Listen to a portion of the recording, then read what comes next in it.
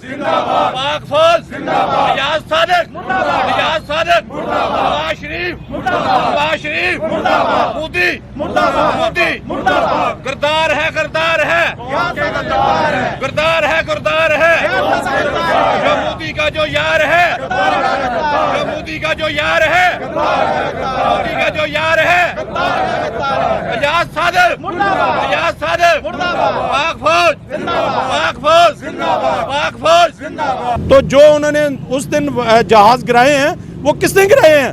वो रियाज सादिक के बाप ने गिराए हैं। अच्छा सर, आप यहाँ आज सदर थाने में मौजूद हैं, तो आपके हाथ में FIR है जो आप रियाज सादिक पे दर्ज करवाने हैं। पहले तो मुझे ये बताएं कि ये FIR है क्या? औज़ बिल्लाहि मिनश शैतानिर रजीम। मैं अल-फैसल टाउन से साबका नाज़िम हूँ और एक समाजी कारकुन हूँ। मुझे इंतहाई अफसोस के साथ ये कहना पड़ रहा है कि ये रियाज सादिक या इसकी पार्टी ये लोग सियासत करें, ये अदारों के ख़िलाफ़ जो तौहीन अमेज़ रवैया इन्होंने रखा हुआ है वो पूरी कौम को उससे दिल दुखाया है। इसने जीती हुई जंग को हरवाने की बात की है, जो कि हमारी पाक फ़ौज हज़ारों कुर्बानियाँ दे रही है। उसके नौजवान 20 नौजवान चंद दिन पहले शहीद हुए हैं और रोज़ाना की बुनियाद पे कैप्टन कर्नल ब्रिगेडियर शहीद हो रहे हैं और फ़ौजी जवान, उनकी बेवा, उनकी जो माएँ और बेटियाँ और जो उनके भाई हैं, जो उनके बुज़ुर्ग हैं, उनके दिल पे क्या गुजरी है या पूरी पाकिस्तानी कौम पे क्या गुजरी है। सबसे पहले पाकिस्तान है, उसके बाद तमाम चीज़ें हैं। मैं समझता हूँ इसने बड़ी सख्त ज़्यादती की। इसने कहा कि जर्नैल की टांगें कांप रही थी, गवर्नमेंट की टांगें कांप रही थी और उससे इन्होंने इससे क्या चाहते थे? ये मोदी को खुश करना चाहते थे और इसने अभी धमकी दी है कि मेरे पास और राज है।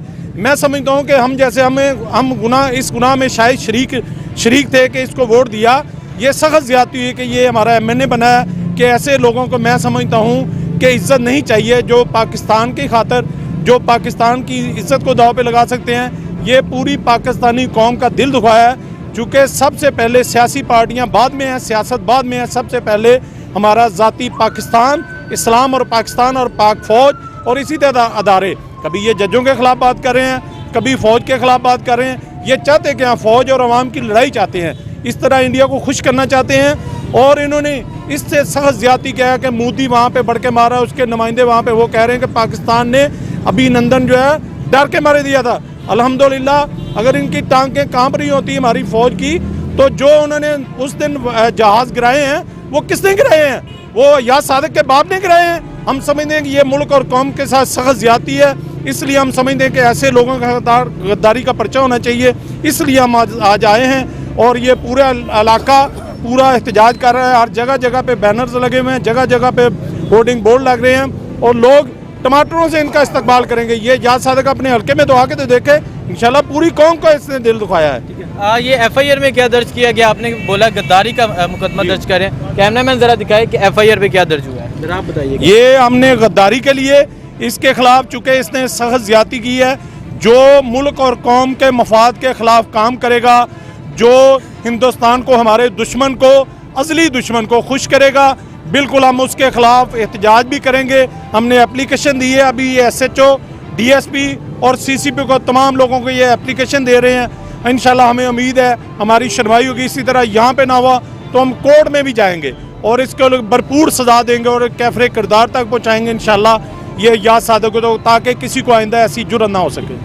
अंदर आपने एक बात की कि अगर रियाज सादिक साहब हल्के में आते हैं, इस हल्के से वो मुंसिफ MNA है, अगर हल्के में आते हैं तो उनका इस्तकबाल अंडर से टमाटरों से और ऐसे इंशाल्लाह एहतजाज भी होगा और जगह जगह उनका घेराव करेंगे कि जहां वो समझते हैं कि लोगों, मैं समझता हूं उन्होंने जहर उगला है और उसके बाद वो कहते हैं मैं कोई माफ़ी शाफी नहीं मांगता, मैं अपनी बात पे खड़ा हूँ। उसके चमचे कह रहे हैं कि मेरे पास और भी राज है, और वो कहता है मेरे पास और भी राज है। मैं कहता हूँ बदकिस्मती हमारे जैसे लोगों की, पाकिस्तान के लोगों की, जिन लोगों ने ऐसी पार्टी को, ऐसे लोगों को वोट दिया। ये नवाज शरीफ के बयानियों को आगे बढ़ा रहे हैं, ये इंडिया के बयानियों को आगे बढ़ा रहे हैं, ये पाकिस्तानी कौम के साथ मुखलस नहीं है। अगर हों तो ये ऐसी बात ना करें, धमकियाँ ना दें कि हम राज उगल देंगे। ये तो कौमी राज हैं, कौमी सलामती के राज हैं, ये ज्यादती कर रहे हैं। तो हम इंशाल्लाह इसके खिलाफ FIR भी। अयाज मुर्दाबाद, मुर्दाबाद, मुर्दाबाद, जिंदाबाद, जिंदाबाद। अस्सलाम वालेकुम। सर आप बताएं इस हवाले से, जो रियाज सादिक साहब ने स्टेटमेंट दी कि जब पकड़ा गया तो फौज की टांगें कांप रही थी, हुकूमत की टांगें कांप रही थी, उनके माथे पे पसीना था, तो आप क्या कहते हैं? औज़ुबिल्लाहि मिनश शैतानिर रजीम, बिस्मिल्लाहिर रहमानिर रहीम। इस मसले पे मैं ये बात करना चाहूँगा कि जो सरदार याद सादक ने कहा वो बिल्कुल गलत कहा। उसने बकवास की। हमारी पाक फौज जो है वो दुनिया की नंबर 1 फौज है।